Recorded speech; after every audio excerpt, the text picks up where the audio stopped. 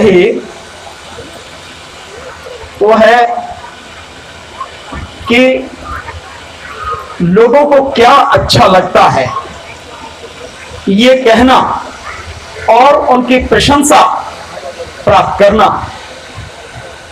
ये किसी राह चलते व्यक्ति के लिए तो ठीक हो सकता है, लेकिन जो व्यक्ति समाज का नेतृत्व करता है उसके लिए ये ठीक नहीं।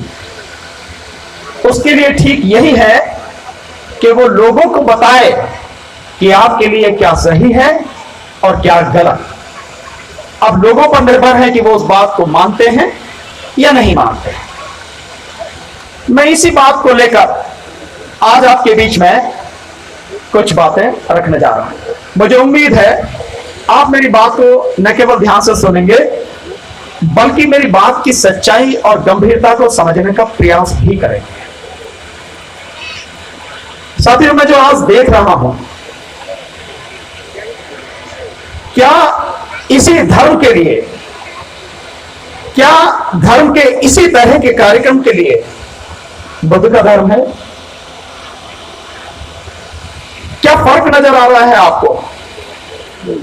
भगवान बुद्ध की प्रतिमा है, उसके नीचे फूल हैं और पैसे भी चढ़े हैं, केले भी रखे हैं, मिठाई का डिब्बा भी रखा है। कभी आपने देखा है मंदिरों में क्या होता है? ये मंदिर से कुछ अलग है क्या? एक भगवान की मूर्ति होती है, उसके चरणों में फूल चढ़े होते हैं, पैसे चढ़े होते हैं, मिठाई लगी होती है, फल रखे होते हैं, यही तो होता है। तो तुम में और उनमें अंतर क्या है? क्या यही धर्म था? तथागत का धर्म यही था क्या? इसी के लिए उन्होंने अपनी तमाम जिंदगी पैदल घूम घूम कर लोगों को ज्ञान बांटा। क्या यही था? नहीं, ये वो धर्म नहीं था।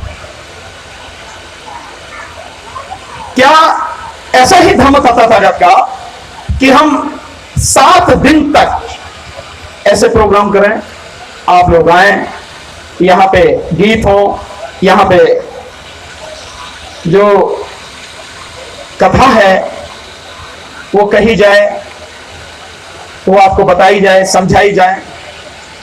क्या यही धर्म था उनका? आप सब सोचिए जरूर इस बात को। ऐसा कभी धर्म नहीं था। और आप जिस समय में जी रहे हैं, अगर आप इस समय की गंभीरता को नहीं समझते हैं तो फिर आपके जिंदा होने या मुर्दा होने में कोई फर्क नहीं। आज तारीख 12 मई है। सिर्फ 1 साल इस देश के लोगों के पास है। अगले साल मई में चुनाव होना है। 30 मई को सरकार बनी थी 2019 में, 5 साल पूरे हो जाएंगे 30 मई 2024 को। सिर्फ 1 साल। आप में से किसी को दिखाई नहीं देता कि जो आपका दुश्मन है, जो आपको पूरी तरह से तबाह करना चाहता है, तबाह करने के सारे काम कर रहा है, वो किस तरह की नीति पर चल रहा है? तुम्हें दिखाई नहीं देता आपको किसी को भी? पैसे का कितना अथाह दुरुपयोग किया जा रहा है, देश को लूटा जा रहा है। देश में लोगों के पास सरकारी आंकड़े के हिसाब से 41 करोड़ लोगों के पास खाने को रोटी नहीं है। 85 करोड़ लोगों को सरकार कहती है कि 5 किलो अनाज दे रही है। अगर वो अनाज ना दे तो लोग जिंदा नहीं रहेंगे। 85 करोड़। देश ने, सरकार ने बजट बनाया 45 लाख करोड़ का। 45 लाख करोड़ का। अगर चाहती सरकार तो सभी लोगों को न केवल शिक्षा मिल जाती, रोजगार मिल जाता, अस्पताल, दवाई और डॉक्टर मिल जाता है। पर कहीं किसी पे खर्च किया जा रहा है? कहीं खर्च नहीं किया जा रहा। खर्च किस पे किया जा रहा है? देश का प्रधानमंत्री कर्नाटक में चुनाव प्रचार में जाता है, 40 किलोमीटर लंबा रोड शो करता है और करोड़ों रुपए के फूल उस पर बरसाए जाते हैं जैसे पता नहीं कहां के कोई किला जीत के आया है, कोई मतलब जंग जीत के आया है। उसको शर्म नहीं आती, लेकिन आपको भी तो समझ नहीं आती। किस समय में जी रहे हैं हम? शायद आप लोगों को रोटी आराम से मिल जाती, इसलिए आप मस्त से, आपको कुछ दिखाई नहीं देता। बिल्किस बानो का नाम सुना है? बिल्किस बानो 2002 में गुजरात में जो दंगे हुए, उस महिला के सामने उसकी 3 साल की बेटी का कत्ल कर दिया गया, मार दिया गया पटक्के से। बैठे हैं महमूद भाई, सब जानते हैं सब लोग। उसके परिवार के 11 लोगों का कत्ल किया और परिवार के सामने उसका बलात्कार किया, जबकि वो गर्भवती थी।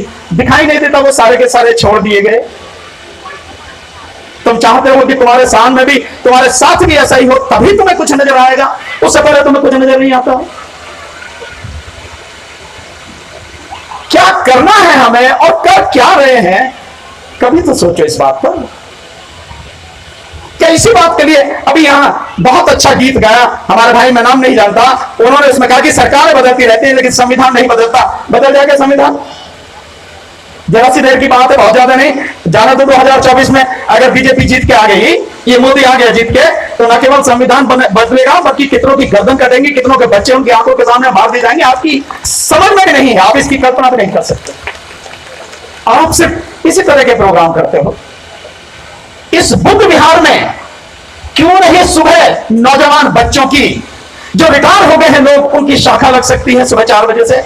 आरएसएस के लोग, देश में 65,000 उनकी शाखाएं चलती हैं, तो आपकी क्यों नहीं चल सकती? शुरुआत यहीं से करो ना, इस बुद्ध विहार की जमीन को ऐसे इस्तेमाल करो ना। लाठी चलाना सिखाओ यहां अपने बच्चों को।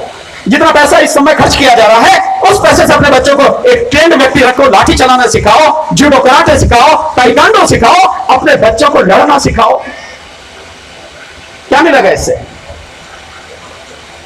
आपने प्रोग्राम कर रहे हैं, 7 दिन से चल रहा है। मैं जानता हूं मेरी बातें बुरी भी लग रही होंगी, लेकिन मुझे कहनी है, क्योंकि आप मेरे अपने हैं। जो लड़ाई लड़ रहे हैं, आप ही के लिए लड़ रहे हैं। क्या जरूरत है महमूद भाई को या मुझे? हम तो वकील हैं, अगर हम चाहते तो हम बड़े आराम से दिल्ली में बैठ के, क्या कुछ नहीं हो सकता, राज्यसभा में एमपी बनते।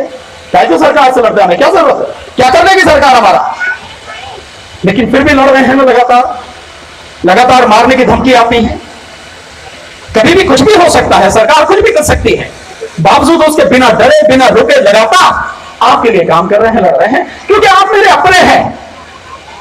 ये बच्चे, ये माता, ये बहनें, ये बुजुर्ग, ये मेरे नौजवान साथी मेरे परिवार का हिस्सा है। अपने परिवार को बचाने के लिए लड़ना मेरी जिम्मेदारी है। लेकिन मेरा परिवार क्या कर रहा है, उसकी भी कोई जिम्मेदारी होगी।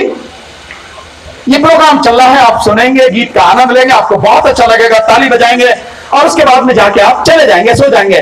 क्या प्रोग्राम हुआ आपकी स्मृति में भी नहीं रहेगा। कुछ समय बाद, हाँ ये बहुत बढ़िया प्रोग्राम, आप देखो वो भी आए थे, उसमें हासिल क्या हुआ, इससे मिला क्या? कुछ मिला क्या? कुछ ज्ञान मिला क्या? संविधान के विषय में कोई जानकारी मिली क्या? हम कैसे इकट्ठे हो जाएं, ऐसा कुछ मिला क्या? ऐसी कोई चीज शुरू हुई क्या है? हम कैसे इस 1 साल में अपने आप को इतना मजबूत कर रहे हैं कि जो हमारा दुश्मन है, जिस समय वो अपनी पूरी ताकत से हम पर हमला करेगा, उसका मुंह को जवाब दे सके। क्या हम कर रहे हैं? नहीं, हमें यही करना पड़ेगा। मैं देखूंगा, अभी मेरी यामीन भाई से बात हो रही थी, मैं उन्हें बता रहा था, यही चिंता है उनकी। मैं देखा हूं, जब से उनको जानता हूं, उनकी चिंता लगातार यही है कि समाज कैसे सुरक्षित हो। गाड़ी में आ रहे थे तो उनसे बात हुई थी, कैसे ये सब बदलाव हो, लोग कैसे समझें। मैंने उनको बताया तरीका, मानव साहब काशीराम जी ने जैसे कैडर दिया, वो हमें शुरू करना पड़ेगा। या तो अभी मैं सुन रहा हूं बीएसपी के भी लोग हैं, तो कैडर तो जानते ही होंगे वो लोग, और जो लोग मानव साहब काशीराम साहब के साथ रहे होंगे, कैडर को जानते होंगे। लेकिन क्या वो प्रयास कर रहे हैं कैडर देने की? और जब तक कैडर नहीं दिया जाएगा, जब तक घर घर में मीटिंग नहीं होगी, कोई भी मीटिंग बड़ी, किसी की जरूरत नहीं है। घर में मीटिंग कीजिए, 5 लोग, 10 लोग, 15 लोग, बैठ के बताइए, उन्हें समझाइए, घंटे, 2 घंटे, 3 घंटे। कॉर्नर मीटिंग कीजिए, बड़ी सभाएं मत कीजिए। हम लोग वही कैडर अब शुरू करने जा रहे हैं। मैं देखना चाहूंगा, जिस तरह से आप आए हैं, लगातार 7 दिन आ रहे हैं, समय निकाल के आ रहे हैं ना, मैक्सिमम 5 दिन का कैडर होगा, केवल 3 घंटे चाहिए एक दिन में। हम वो शुरू करने जा रहे हैं, और यही बात यामीन भाई से कहूंगा, और मैं ज्ञान ज्योति बुद्ध विहार की कमेटी के जितने भी साथी हैं उनसे हाथ जोड़ के निवेदन करूंगा, हमें 5 दिन के लिए व्यवस्था दें। हम कैडर देंगे, मैं देखता हूं कितने लोग आते हैं उस चीज को जानने के लिए, उस चीज को सीखने के लिए, जो तुम्हारे बच्चों का जीवन बचा सकता है, तुम्हारे बच्चों के जीवन में उजाला ला सकता है, आगे बढ़ा सकता है। वो काम करने के लिए हमें उसकी जरूरत है। ये गाने, ये कथाएं, ये सारी चीजें वैसे भी हो सकती हैं, लेकिन अब समय बहुत बुरा चल रहा है। कितना बुरा है इसका अंदाजा लगा लेंगे दिल्ली ही है ना, जंतर मंतर यहां से 20 किलोमीटर दूर है। उस जंतर मंतर पर अंतरराष्ट्रीय खिलाड़ी, महिला खिलाड़ी, जिन्होंने देश का नाम रोशन किया, ओलंपिक में, एशियाड में, कॉमनवेल्थ में गेम जीत के लाई, देश का मान बढ़ाया, और जाट समाज की बच्चियां हैं, उनके साथ बदतमीजी हुई और वो लड़ रही है, और प्रधानमंत्री के कान पर जूं नहीं चले, इससे बुरा कोई समय होगा क्या? आपको नहीं दिखाई देता? ये बातें इसलिए बता रहा हूं, इसको समझो आप, इसकी गंभीरता को समझो आप, नहीं तो मिटा दिए जाओगे, आपने नस्लें मिटा दी जाएंगी। वो इंतजाम हो रहा है। सरकार, वर्तमान सरकार, मोदी सरकार जब से आई, उसका केवल एक ही काम है, इस देश के लगभग 110 करोड़ से लेकर 120 करोड़ लोगों को गुलाम बनाने के लिए काम करना। वही काम कर रही है। नोटबंदी में तुम्हारे सारे पैसे निकलवा लिए, रोजगार पूरी तरह से चौपट कर दिया, मीडिया को पूरी तरह से गुलाम बना लिया, और अकेले मोदी के प्रचार पर एक दिन में कितना पैसा खर्च होता है आप सोच भी नहीं सकते। 43 करोड़ रुपया एक दिन में मोदी के प्रचार पर खर्च होता है। इस गंदगी को साफ करने की जिम्मेदारी हमारी नहीं है, इसे उखाड़ के फेंक दे, जमीन में दफन कर दे हम लोग, हमें ही करना पड़ेगा, क्योंकि सबसे बड़ा दुश्मन ये हमारा ही है। मेरा आपसे इतना ही निवेदन है, इस चीज को समझो, इसकी गंभीरता को समझो। समय कम है, काम बहुत ज्यादा है, कर लिया तो बच जाएंगे हम भी, हमारी नस्लें भी, और अगर ऐसे ही चुप बैठे रहे या ऐसे ही कोई काम करते रहे, बचेगा कुछ नहीं, और दोष भी तुम किसी को दे नहीं पाओगे, क्योंकि दोषी तो तुम खुद हो, खुद ही रहोगे। इसलिए सोचो, मेरी बात को ध्यान से सोचो। मैं तो तुम्हारे साथ में कल भी था, आज भी हूं, हमेशा रहूंगा, मेरा परिवार है। तो इस बात को सोचो। बस इतना ही मुझे आपसे कहना है।